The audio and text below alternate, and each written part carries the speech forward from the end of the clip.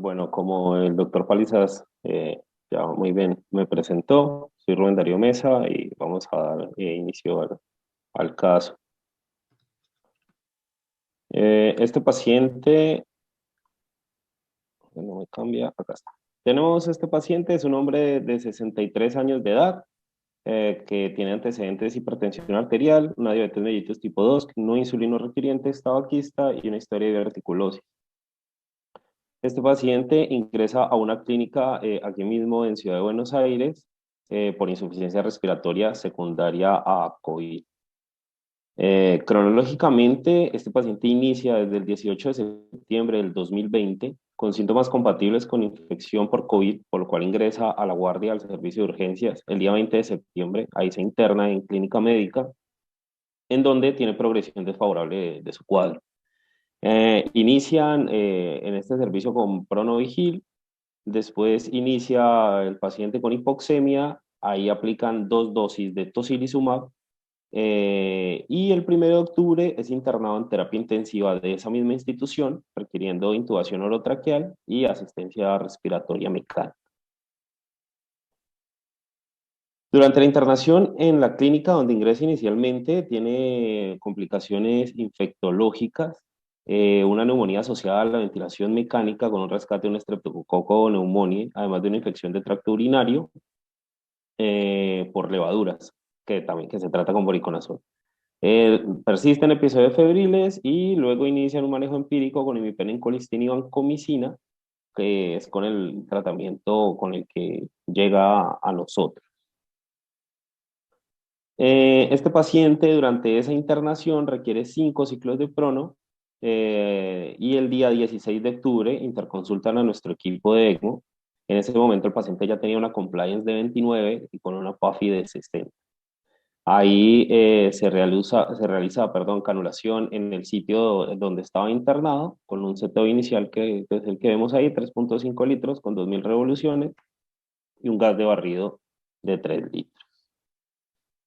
Luego de esto, procedemos a trasladar el paciente más o menos a una distancia de unos 3 kilómetros a nuestra unidad de terapia intensiva de la clínica Basterrica. Esta es simplemente la radiografía de ingreso del paciente, una radiografía clásica de COVID, donde se ven unos infiltrados eh, generalizados de predominio bivasales, se ve la cánula que está normoinserta hasta la unidad natriocava y la intubación orotraqueal. El paciente durante toda la internación que está con nosotros empieza a presentar varias complicaciones, empezando por las infectológicas.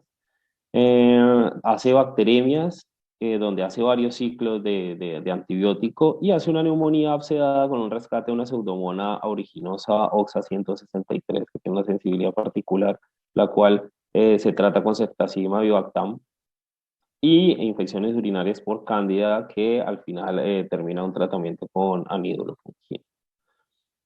También tuvimos complicaciones hematológicas con este paciente. Siempre buscábamos, bueno, tratábamos de buscar un rango de anticoagulación más o menos 1.5 veces del catéter basal con bomba de heparina, pero el paciente presenta un sangrado digestivo alto que en primera medida, como vemos en la foto de la izquierda, se hace una endoscopía digestiva alta donde se ve un sangrado en la primera porción del duodeno, el cual se clipa. Ahí mejora parcialmente el paciente, pero posteriormente el sangrado persiste. Se hace posteriormente, el paciente se lleva a hemodinamia, donde hacen embolización de vasos duodenales.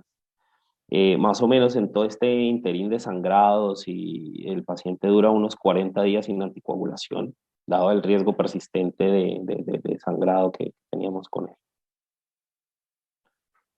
Y otra complicación que tuvo fue un síndrome de Ogilvy secundario a la sebanalgesia que tuvo el paciente y a la relajación muscular y además con infección de Clostridium que se trató. Bueno, En resumen, hasta este momento hablamos de un paciente con una internación prolongada por una neumonía grave por COVID desde el 15 de octubre, en ECMO venoso por un fallo respiratorio grave con una hipoxemia refractaria. Este paciente hizo 141 días de ECMO, donde sorteó diversas complicaciones infectológicas, hemorrágicas, 4 cambios de circuito, estas por trombosis de los mismos. Y en el paciente se empezó a evidenciar, bueno, se evidenció durante toda la internación, el aumento de la aireación del pulmón, viéndose en el aumento del volumen del BT que pasó de 50 mililitros en noviembre del 2020 a 350 mililitros en marzo de 2021. A pesar de esta mejoría, no pudo ser destetado del soporte extracorpóreo, debido principalmente a la retención de CO2, pese a que tenía una ventilación alveolar eh, aceptable.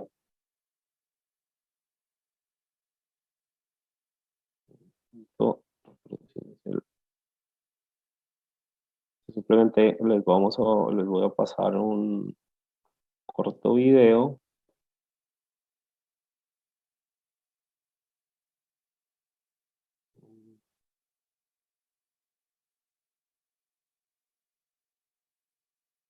Bueno, la idea de este video, que tengo como un problema técnico y no pasa, es mostrarles el estado de recuperación que tuvo el paciente hasta cuando llega a ser terapia física, movilizándose sentado en la cama, también con un estado de conciencia óptimo. El paciente llegó a recobrar totalmente su estado de conciencia con una adecuada orientación. Perdón, a ver si vuelve a, si puedo pasar el video.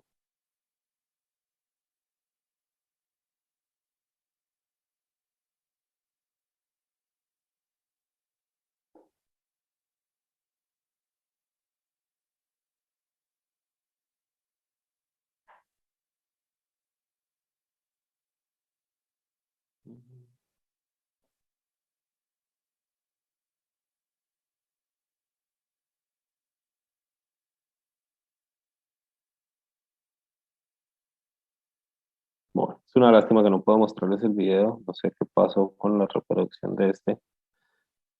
Pero bueno, les cuento, el paciente, lo que les decía, llega a tener la recuperación física, la única, no alcanzamos a lograr una bipedestación con él, por el tiempo tan prolongado de internación, pero el resto de variables, lo que les estaba comentando, el paciente las logró a retomar su estado de conciencia. eh, y en esta tabla lo que les quería mostrar es simplemente el aumento del volumen minuto que tuvo el paciente durante los cambios de membranas. Estas 5 columnas representan las 5 fechas en donde se hicieron los cambios, y cómo iba evolucionando con respecto en ese momento. Hizo un promedio de cambio de membranas cada 35,2 días, los cuales siempre fueron sin ningún inconveniente. Bueno, otra cosa que pudimos sortear con este paciente fue los traslados que tuvimos a los diferentes procedimientos, así como a las tomografías. En total a este paciente le realizamos 4 tomografías en las que podemos ver en seguimiento imagenológico la evolución del volumen aireado. Vemos la ganancia aérea de ambos vértices pulmonares, pero lo que evidenciamos en que en los campos medios y basales se constata un gran compromiso parenquimatoso con ocupación alveolar. Hay ductos bronquiales engrosados, principalmente en estas últimas 2 tomografías que les pasé, quistes aéreos de mayor cuantía en la base derecha. Y de acuerdo con estos hallazgos y el tiempo de evolución que lleva el paciente, puede corresponder a una modificación terminal del parénquima pulmonar. El paciente fue evaluado por el servicio de trasplante, que no lo incluyó en este momento como candidato debido a la condición clínica, que era lo que les estaba comentando antes con el video. De este contexto, se planteó a la familia asumir la posibilidad de la futilidad en el contexto de que no avanzara más el tratamiento con el ECMO y no hubiera más recuperación pulmonar. Con el acuerdo de la familia, cuando disfuncionara entonces el ECMO por última vez, se iba a desconectar y se iba a dejar solamente con el soporte respiratorio y, y nada más que eso. ¿Cuál es el dilema que tenemos con la futilidad? Bueno, pese que a las guías de la ELSO recomiendan suspender el soporte luego de la ausencia de recuperación pulmonar pasados aproximadamente 21 días. Actualmente hay reportes que muestran pacientes que tuvieron mejoría, bueno, soportes prolongados con ECMO, que después se fueron a hacer trasplante pulmonar con mejoría de sus cuadros. Pues es el estudio que está ahí al final de la diapositiva.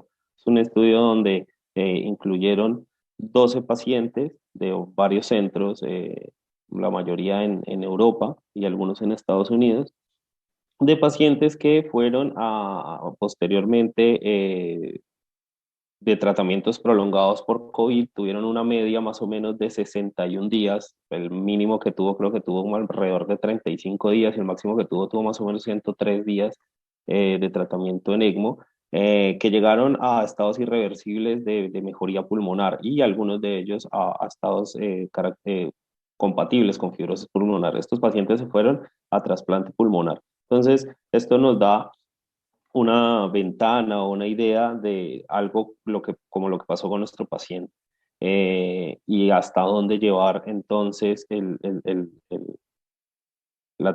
término de futilidad. Entonces, sabemos que futilidad, según la Real Academia de la Lengua, es la cualidad del tratamiento médico que se considera inútil porque su objetivo de proveer un beneficio al paciente tiene altas posibilidades de fracasar.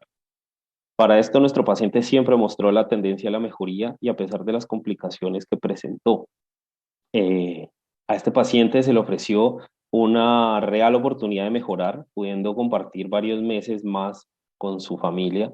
Y desde el punto de vista médico, fue una experiencia muy enriquecedora, también desde el punto de vista científico, psicológico y con un gran componente emocional. Nosotros creemos que esta experiencia de soporte prolongado en ECMO puede ayudar a los equipos a decidir el momento para declarar futilidad en un caso y el momento de decidir la desconexión al soporte extracorpóreo, que siempre es una decisión muy difícil para todos nosotros.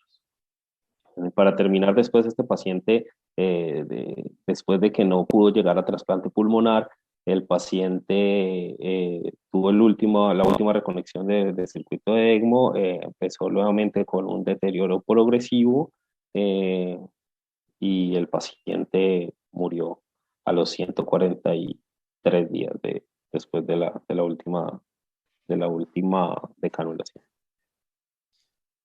Y por último, bueno, el equipo que siempre es un equipo multidisciplinar y acá por lo menos solo está el 70-75% de todo el equipo de ECMO que está en nuestra terapia. Muchas gracias.